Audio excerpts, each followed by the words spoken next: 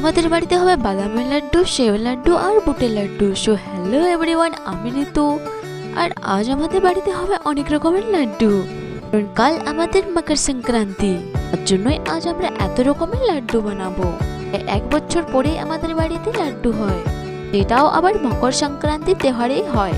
তো দেখো, মা সেও লাড্ডু বানানোর জন্য গুড়টাকে রেডি করে নিয়েছে।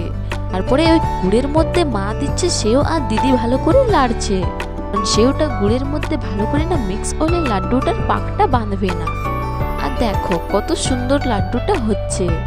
এই লাড্ডু বানা হয়ে গেল কমপ্লিট। এরপর আমরা বানাবো বাদামের লাড্ডু। বাদামটা ভালো করে কড়াইয়ের মধ্যে দিয়ে ভেজে নামিয়ে পর দিদি হাত দিয়ে বাদামটা একটু ভেঙে নিল। তারপরে ওইভাবে গুড়টা ফুটানো হয়ে যাওয়ার পর আমরা দিয়ে দিলাম বাদামটা দিয়ে কিছুক্ষণ নাড়াচাড়া করার পর এদিকে আমাদের বাদামটা হয়ে গেছে রেডি। এরপর আমি হাতে তেল লাগিয়ে আর নাড়ু বাঁধবো। আমার তো নাড়ু বাঁধতে বেশি ভালো লাগে, কিন্তু দেখো প্রথমে লাড্ডুটা ভেঙে গেল, তারপরের লাড্ডুটা কিন্তু বেশ হয়েছে। বাদামের লাড্ডু হলো কমপ্লিট। এরপর আমরা বানিয়ে দেবো বুটের লাড্ডু। বুটগুলো মা কুলোর মধ্যে দিয়ে আর পাছড়ে নিচ্ছে, কারণ চোকাগুলো বার হবে। এইদিকে আমাদের গুড়টা ফোটা হয়ে গেছে, তারপরে ওর মধ্যে বুটগুলো দিয়ে আর একটু ভালো করে নাড়াচাড়া করে নেবে।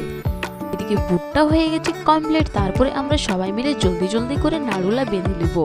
দেখো এদিকে আমাদের বুটের নাড়ুও হয়ে গেছে বাঁধা কমপ্লিট। আর এই দেখো আমাদের এইদিকে সেওয়ের লাড্ডু হয়েছে এতটা, আর তারপরে হয়েছে বাদামের লাড়ু এতটা। আমাদের বাড়িতে তো হয়ে গেছে, তোমাদের কার কার বাড়িতে হয়েছে? আজকের মতো টাটা।